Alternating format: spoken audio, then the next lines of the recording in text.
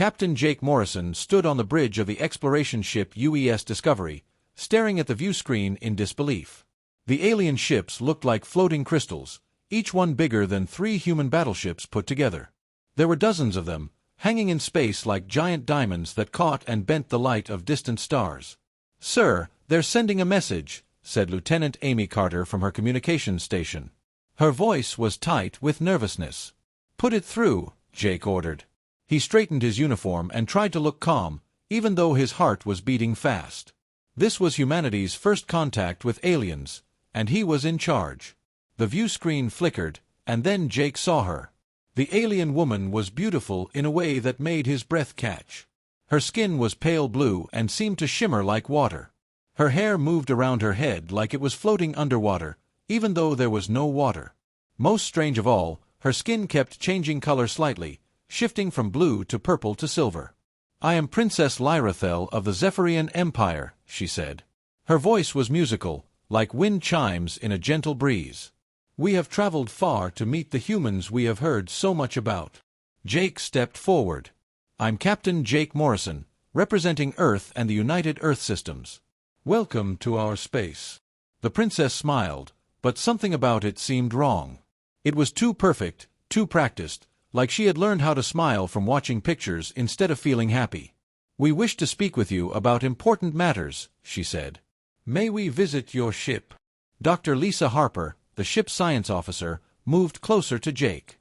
"Captain, we don't know anything about their biology. It could be dangerous." Jake nodded but kept his eyes on the princess. "Of course, Your Highness. We'd be honored to host you."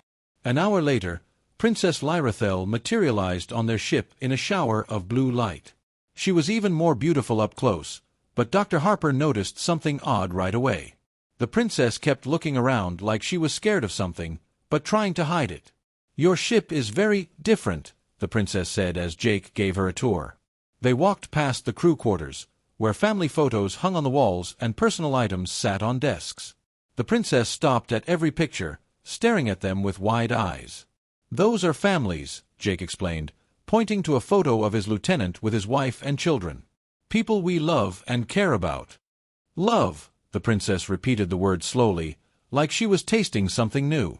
"This is when you choose to care for someone even when you don't have to?" The question was so strange that Jake didn't know how to answer. "Well, yes. Love isn't something you have to do. It's something you want to do." They continued the tour, but Jake noticed that the princess seemed most interested in the personal spaces. She asked questions about why people had different rooms, why they kept different things, why they made different choices about how to live. "In our empire, all beings work together as one," she explained when Jake asked about her people. "We share one purpose, one dream, one goal. It is perfect harmony." But when she said, "perfect harmony," her skin turned a darker shade of blue, and Jake thought he saw sadness in her strange, silver eyes. Commander Ryan Blake, Jake's tactical officer, had been watching the alien fleet through their sensors. He found Jake after the princess returned to her ship. "Captain, I don't like this," Ryan said, showing Jake his readings. "Their ships are arranged in attack formation. And look at these energy readings. They have enough firepower to turn our entire fleet into dust." "Maybe they're just being careful," Jake said, but he was worried too. "There's something else," Ryan continued. "I've been analyzing their ship movements. They're not exploring. They're mapping our defenses." The next day, Princess Lyrathel returned for another visit. This time, she seemed more relaxed, but also more curious. She asked to see how humans lived when they weren't working.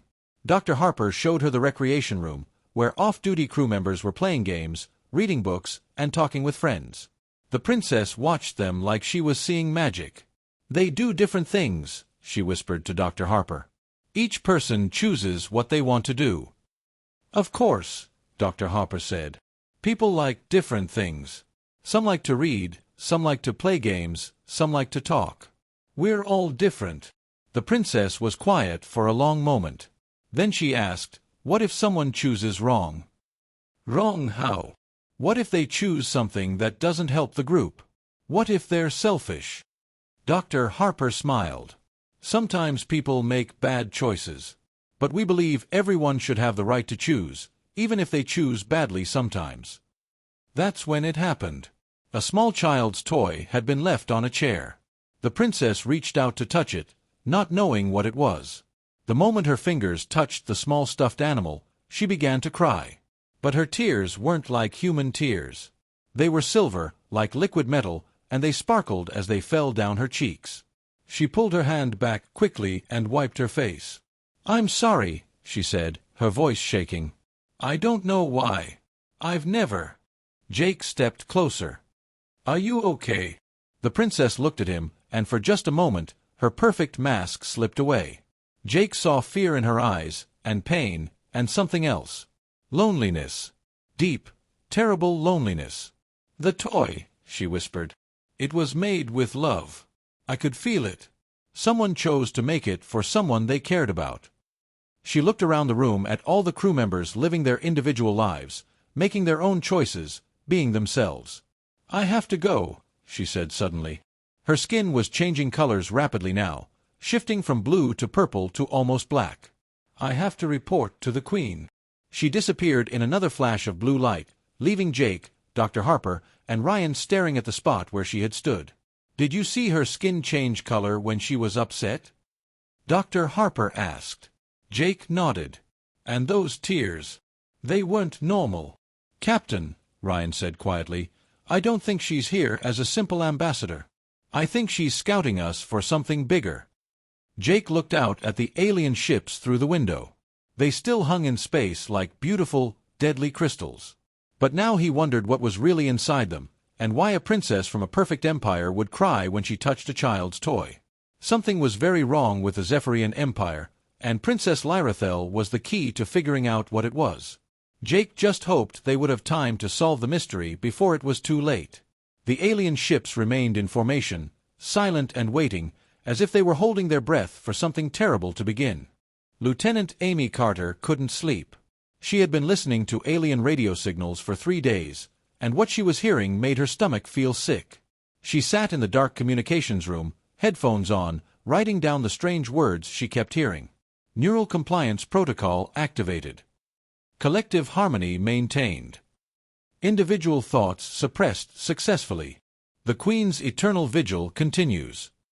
Amy didn't understand what the words meant, but they sounded scary. She had tried to translate them using the language program the princess had given them, but some words didn't translate at all. It was like the aliens had ideas that humans didn't have words for. The next morning, Amy took her notes to Captain Jake Morrison. She found him in his office, drinking coffee and reading reports about the alien ships. "Captain, I think you need to hear this," Amy said. She played a recording of the alien voices. They sounded flat and emotionless, like robots reading a shopping list. Jake frowned as he listened. "What are they saying?" "I'm not sure, but it doesn't sound good. They keep talking about something called the collective and neural compliance. And sir, there's something else. I've been counting the voices. There are thousands of them, maybe millions, but they all say the same things at the same time. Like they're reading from a script. Or like they're all thinking the same thoughts," Amy said quietly. Jake felt a chill run down his spine. He remembered how Princess Lyrathel had seemed so surprised by human individuality, like she had never seen people making their own choices before. "Keep monitoring those signals," he told Amy. "And don't let anyone else know about this yet." That afternoon, Princess Lyrathel returned to the Discovery. She seemed different somehow, more nervous than before. Her skin kept shifting colors, and she jumped at small sounds. Dr. Lisa Harper was showing her around the medical bay when the princess asked another strange question. "When human children are born, do they think the same thoughts as their parents?" Dr. Harper laughed. "Oh no, definitely not. Children are their own people from the very beginning. They have their own personalities, their own likes and dislikes. That's part of what makes being a parent so interesting." The princess stared at her. "Their own personalities. But how do you control them?"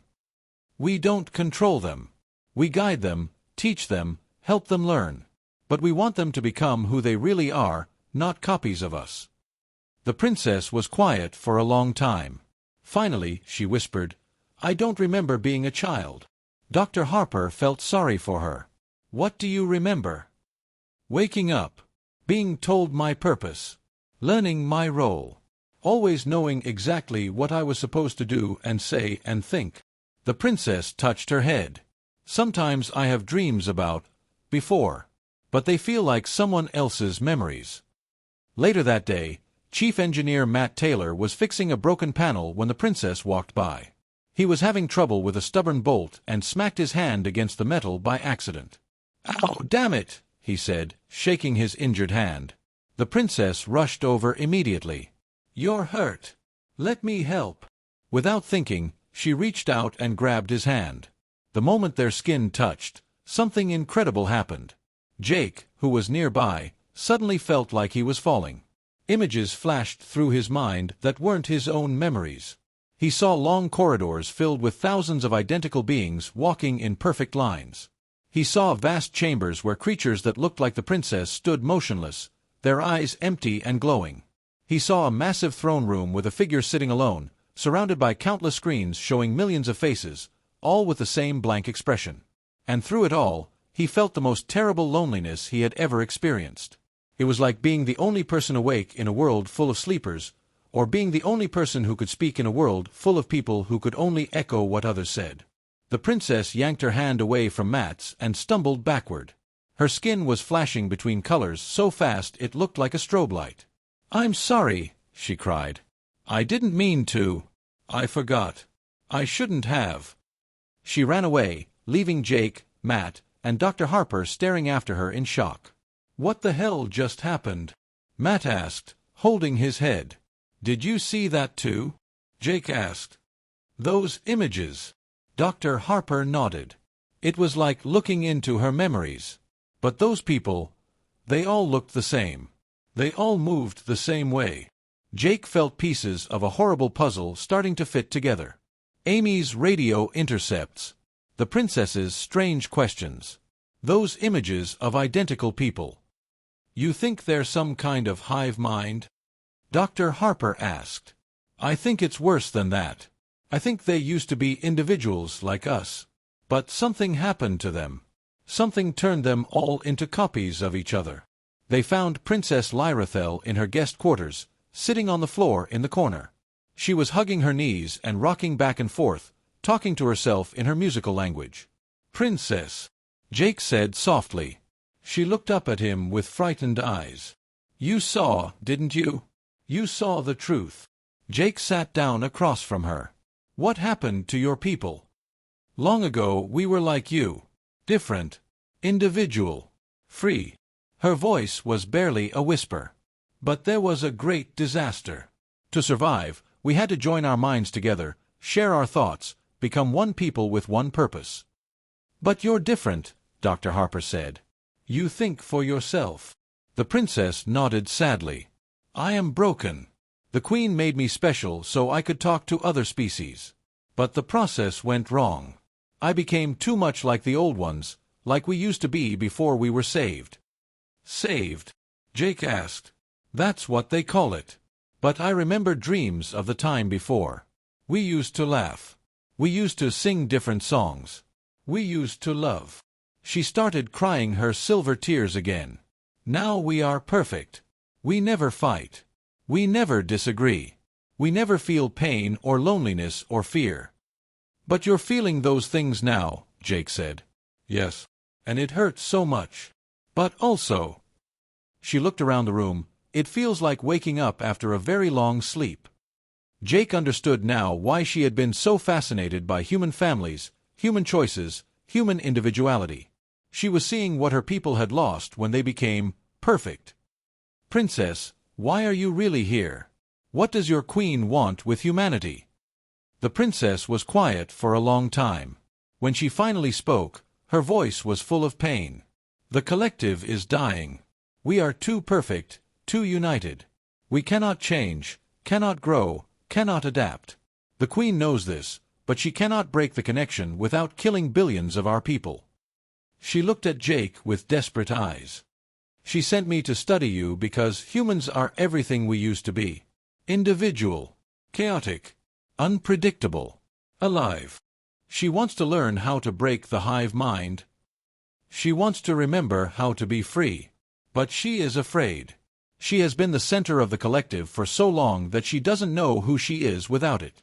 She is the loneliest being in the universe, surrounded by billions of minds that all think her thoughts.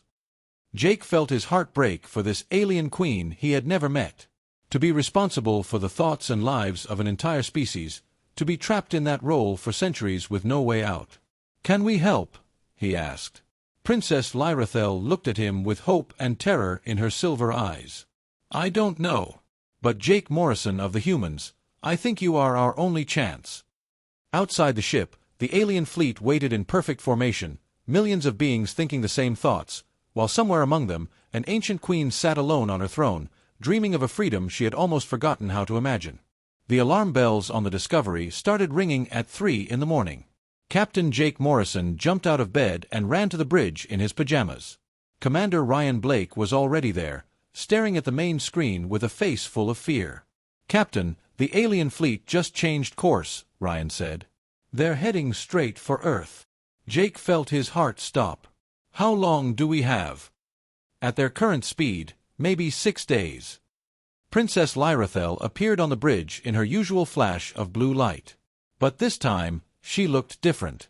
Her skin was almost completely black, and she was shaking. "I tried to stop them," she said, her voice full of panic. "But the Queen, she made the decision. They're coming for your world." "Why?" Jake demanded. "We haven't done anything to threaten you." The princess sat down heavily in a chair. "Because I told her the truth about humans. I told her about your families, your choices, your freedom. And now she wants it for our people." Dr. Lisa Harper joined them on the bridge. "Wants what, exactly?" "She wants to study you. To take some of you back to our empire. To learn the secret of individuality." The princess looked up at them with desperate eyes. "She doesn't understand that you can't take freedom from someone. She thinks it's something that can be copied or stolen." Jake paced back and forth. "Can you contact her? Talk to her." "She won't listen to me. I'm broken, remember? She thinks my mind is damaged because I think individual thoughts." The princess stood up. "But there's something else you need to know. Something I didn't tell you before." Everyone on the bridge turned to look at her. "The Queen, she's not just the ruler of our people. She's the center of the collective. Every thought, every decision, every feeling of billions of Zephyrians flows through her mind. She has been alone inside her own head for thousands of years while sharing the consciousness of an entire species." Dr. Harper gasped. "That's impossible. No mind could handle that much input." "She's not really sane anymore," the princess whispered. "How could she be? Imagine being the only individual in a world of copies, being responsible for every thought of everyone you've ever known. She's been going crazy for centuries, but she can't stop because if she breaks the connection, everyone dies." Jake felt a chill run through him. "So she's bringing the entire fleet to Earth because she's desperate. She knows the collective is dying. We're too perfect, too unified. We can't adapt or change or grow. She thinks if she can capture some humans and study them, she can find a way to make us individual again without destroying us." "But that's not how it works," Dr. Harper said. "Individuality isn't something you can just copy and paste. It comes from millions of small choices, from having the freedom to make mistakes, from being different from everyone around you." The princess nodded sadly. "I know that now. But she doesn't. And I don't think I can make her understand." Lieutenant Amy Carter spoke up from her communications station. "Captain, I'm getting more of those alien transmissions. But they're different now." "How different?" Jake asked. "They're not all saying the same thing anymore. Some of them sound confused, like they're asking questions instead of just repeating information." The princess's eyes went wide. "That's not possible. The collective doesn't ask questions." Amy played the recording. Instead of the flat, emotionless voices they had heard before, these alien voices sounded uncertain, even scared. "What is happening to us?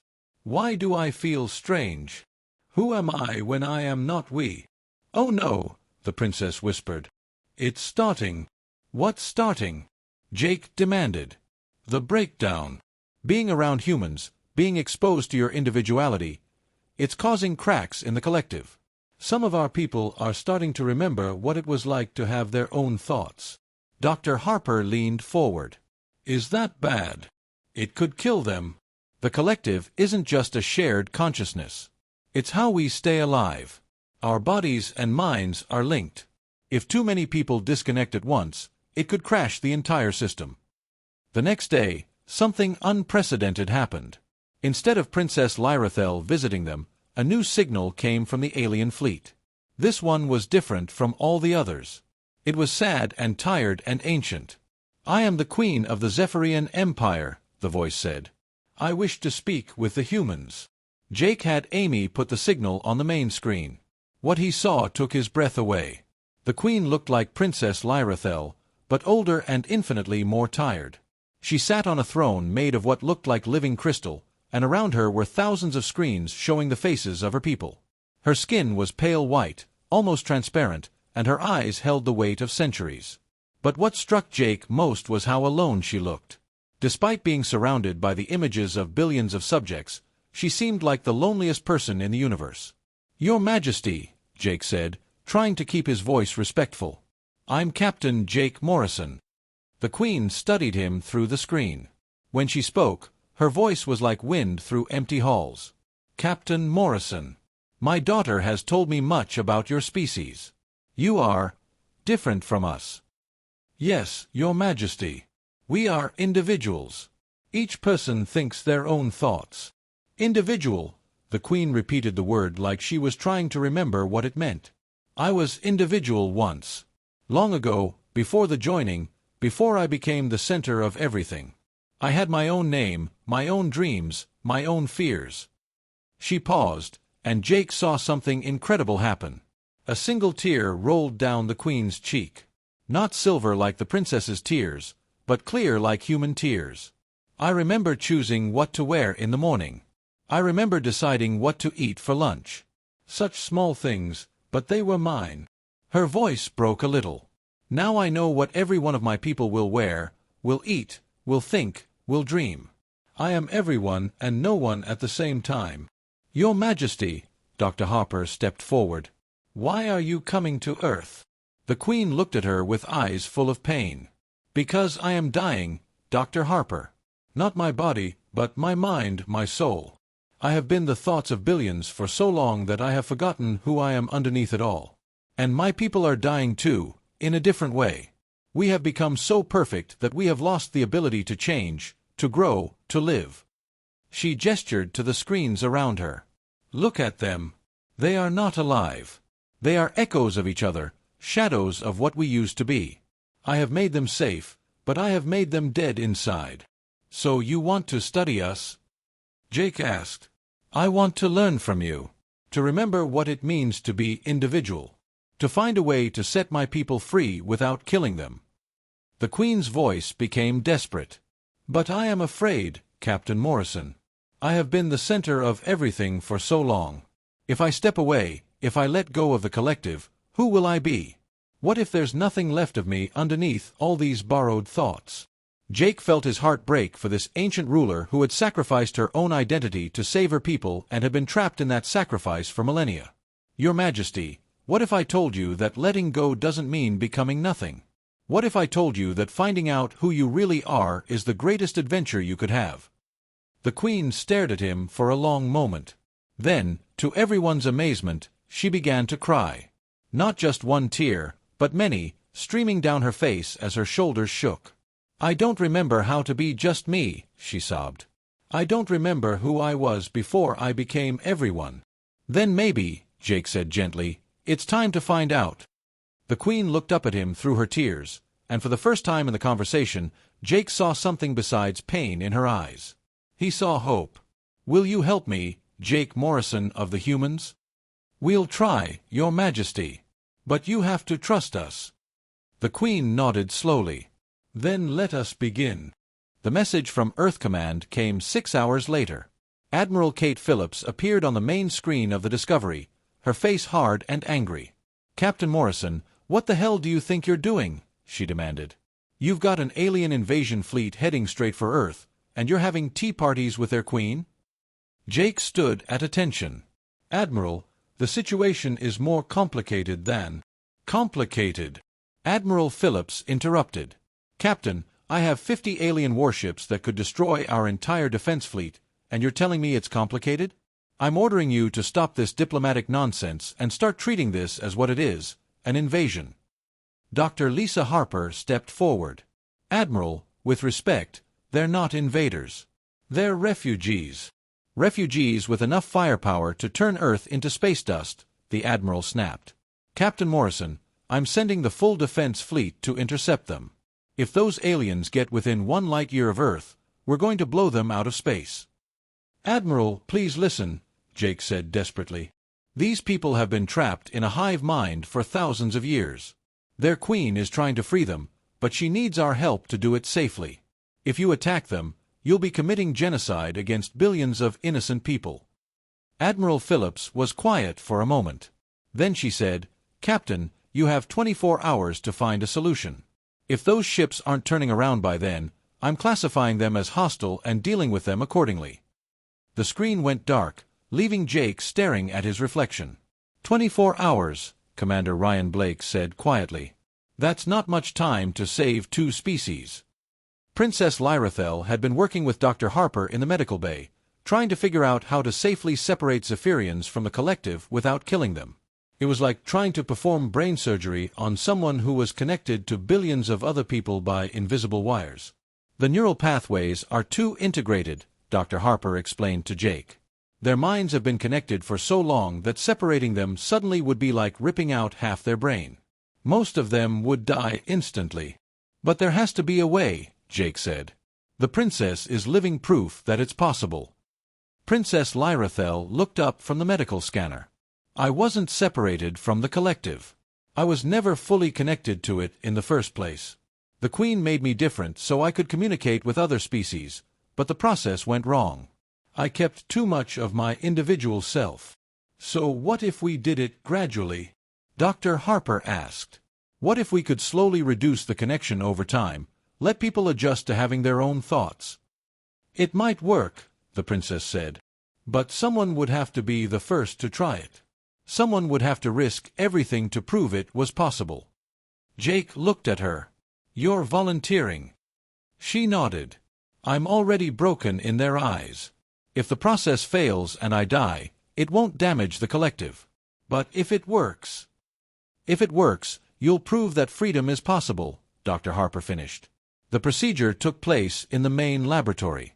Princess Lyrathel lay on a medical table while Dr. Harper and her team worked with alien technology they barely understood. The goal was to slowly disconnect the princess's mind from the few remaining links she had to the collective.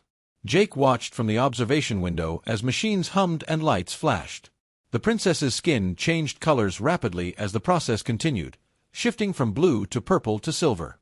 Suddenly, she screamed. "Her vital signs are spiking," Dr. Harper called out.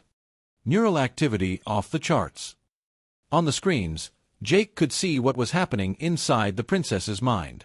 The thin connections linking her to the collective were breaking one by one, but as they snapped, memories came flooding back. Memories that had been buried for years, memories of who she used to be before she became a princess, before she became a tool of the Empire. She saw herself as a child, running through gardens that sparkled with alien sunlight. She saw her parents, not the Queen and some faceless drone, but 2 people who loved each other and loved her. She saw friends, real friends who had their own thoughts and dreams and jokes that only they understood. And then she saw the day it all ended. The day the collective came for her village, offering salvation in exchange for individuality. She saw her parents' faces go blank as they joined the hive mind. She saw her friends become strangers who all thought the same thoughts. She had been chosen to be different, to be special, but she had never realized what she had lost until this moment. The princess opened her eyes and looked around the room. For the first time since Jake had met her, her skin wasn't changing colors. It was a steady, soft blue, like a peaceful ocean. "How do you feel?" Dr. Harper asked. The princess sat up slowly. She looked at her hands, moved her fingers, touched her face. Then she began to laugh. It was the most beautiful sound Jake had ever heard, full of joy and wonder and relief. "I feel like me," she said. "Not the broken princess. Not the queen's tool. Just me. My name is Zara." I had almost forgotten. But even as they celebrated this small victory, alarms started ringing throughout the ship. Lieutenant Amy Carter's voice came over the intercom. "Captain, you need to get to the bridge right now. Something's happening to the alien fleet." Jake ran to the bridge and saw the Queen on the main screen. But she wasn't sitting on her throne anymore.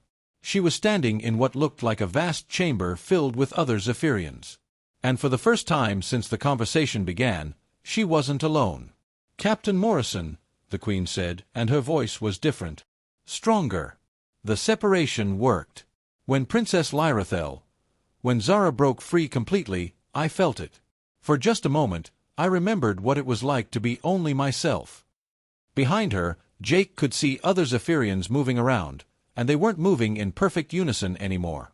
Some were walking in different directions. Some were talking to each other.